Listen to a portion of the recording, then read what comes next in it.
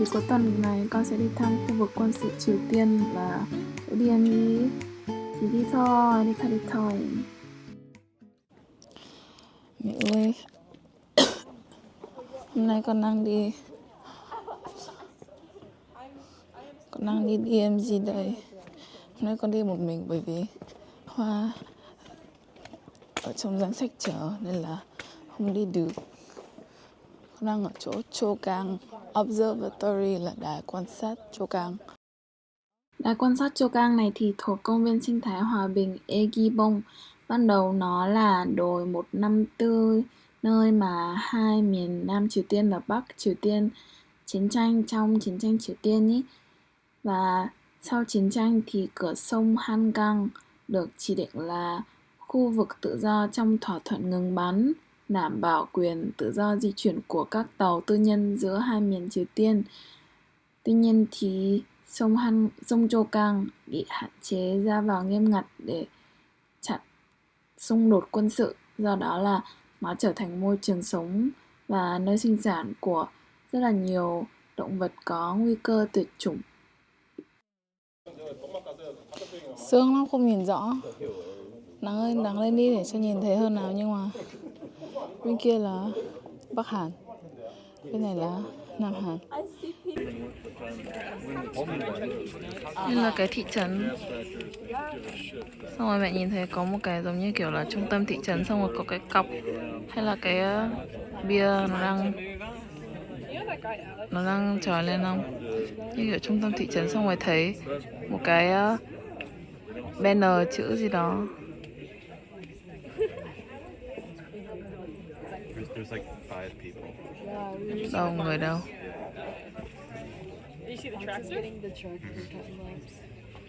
Có người đây.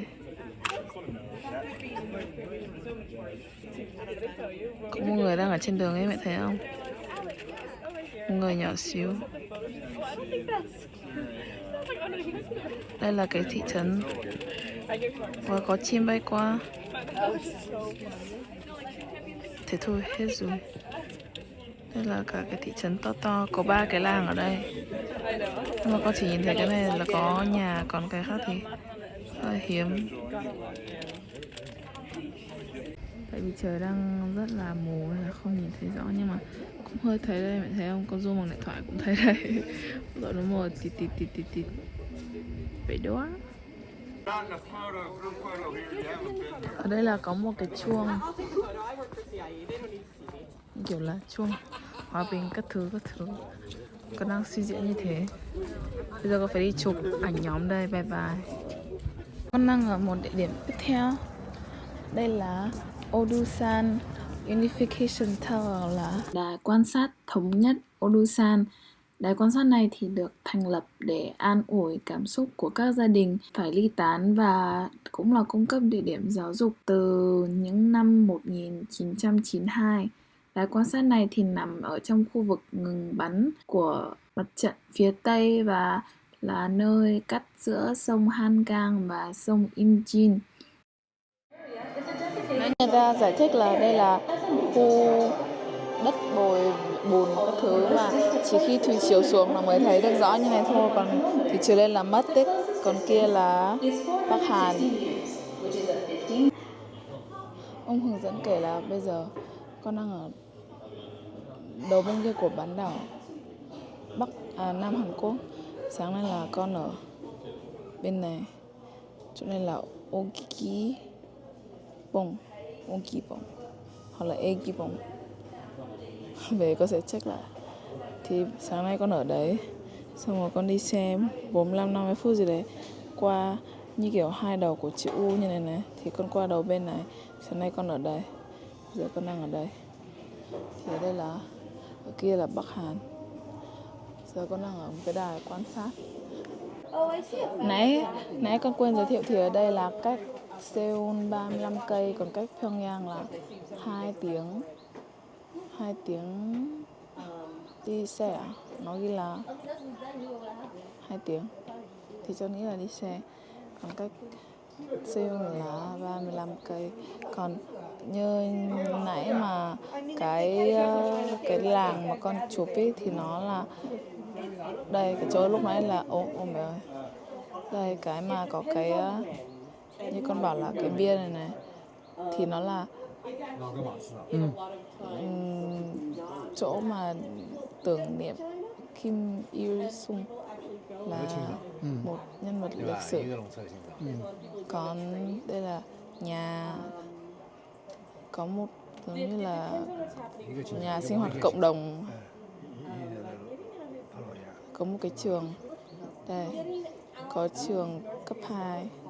Còn cái chỗ con đang ở này là giao giữa hai sông, sông Hàn và sông Im Jin.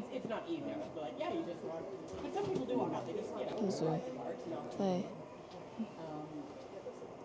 Nãy cái chỗ con ở là Egibong này.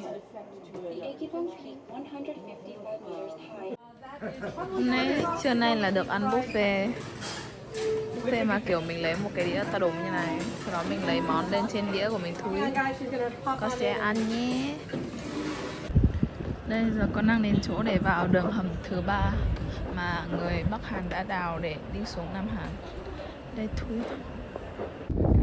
Con vừa đi ra khỏi cái hầm thứ 3. Lần nãy trong đấy người ta không cho chụp hình quay phim gì cả, nhưng mà cũng khá là hay. Lúc đấy con đi xuống một đường hầm dài 358 mét lận. Và đường hầm đấy thì ở điểm sâu nhất là nó cách mặt đất tận 73 mét và chiều ngang là 2 mét, chiều dài phía lên trên là 2 mét. Và đây là đường hầm cắt với cả cái đường hầm thứ 3 mà người Bắc Hàn đã đào. Sau khi rời khỏi cái hầm thứ 3, con đã đến một chỗ khác. Con không nhớ, không để ý bác ấy nói là chỗ gì, nhưng mà một cái đỉnh. Đây. Sẽ nhìn được xuống dưới. Còn đây là bãi bắt chụp ảnh rồi. Đi đây. Đây là biên giới nữa này. Xa tít. Đây, từ để zoom. Đây cái cờ đó mà sương quá, hết thấy cái cờ rồi. À, đây nhỏ tí như cái chọc này. Đây. Nói chung là sương vậy đấy. Đây là đài quan sát Dora. Con đã từng biết ra cái tên của nó. Rất rõ.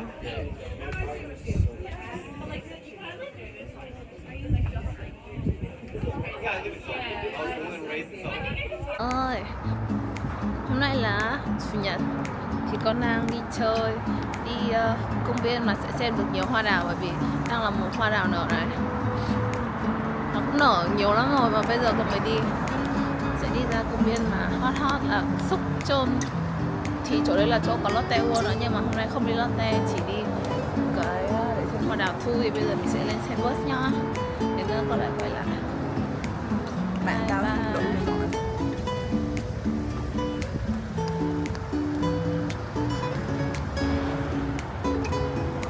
Cây bắt đầu xanh lại rồi, cũng hơi spring time vậy đó. Là màu là đây có nghe được gì. Mẹ ơi, con đã đến cái bến mà người ta đi xem hoa rồi. Con đang hòa vào dòng người rất đông rồi. Đi nào.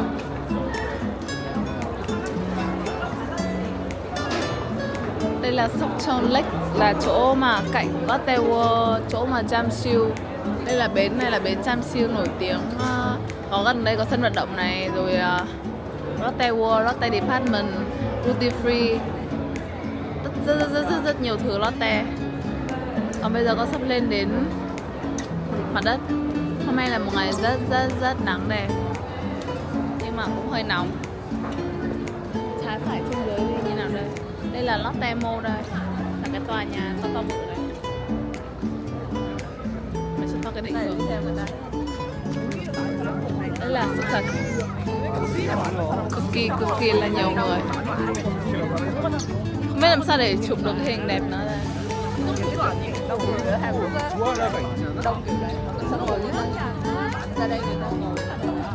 đấy, mua đồ ấy, xong rồi ra đây ngồi như này này. Sự siêu đông đấy. Cũng đẹp lắm á. Đây này, hồ đây. Quanh đây là đều hoa đều nở hết rồi. Hoa nó cũng còn sắp tàn rồi cơ, nó sắp rụng rồi. Mấy con sớm quá. Đây bên này cũng đẹp lắm.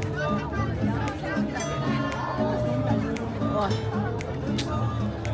Cũng hơi mắt đẹp bởi vì nó quá là đông. Bây giờ mình sẽ cố gắng làm sao cho những góc hình đẹp nhất. Bye bye bye. Thôi bây giờ mình Chưa bye bye bye. cả nhà ngắm phải đúng không?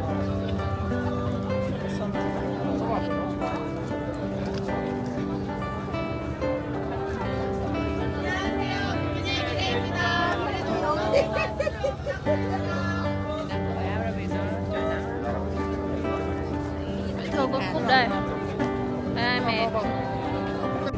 Mẹ ơi có vừa chụp 7749 cái hình xong. Ở đây siêu đông nên là khá là khó. Chung là chụp hình khó lắm, phải căn góc rồi là phải đủ các loại. Nên là rất là xin cảm ơn người tài trợ cho những cô hình Có không? chất lượng.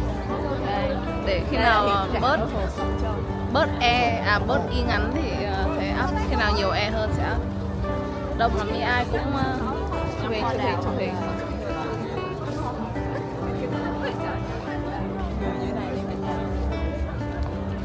Đông á, đẹp thì đẹp đi, nhưng mà bớt người thì sẽ đẹp hơn.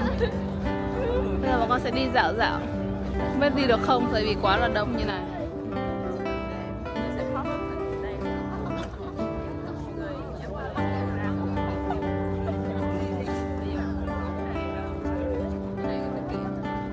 Mẹ con đi đây. Bye bye bye.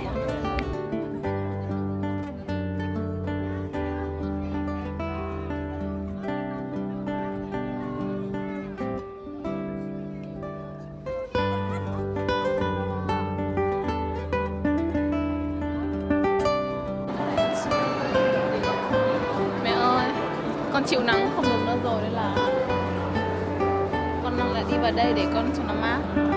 Đây là trung tâm thương mại Lotte. Đây. Mẹ ơi, đúng là cuối tuần ai cũng ra đường đi chơi, đến cái hàng Gomcha mà nó cũng dài như này đây. Có tin nổi không? Hôm từ mùng 1 tháng 4 ở Hà nên là nó có topping mới ở Gomcha là topping tteokbokki, nên là hôm nay con đang đi ăn thử. Mọi người bảo là có 2 vị cay và vị không cay, con sẽ thử vị cay. Vậy đúng không? Lát nữa con sẽ reaction cho mình nhá. Con đang cố là không expectation gì cao cả để không bị thất vọng. Bởi vì con nghĩ là cũng sẽ ra nó là như này hả? Kiểu thế, reaction sẽ là như thế. Vậy đó, bye bye.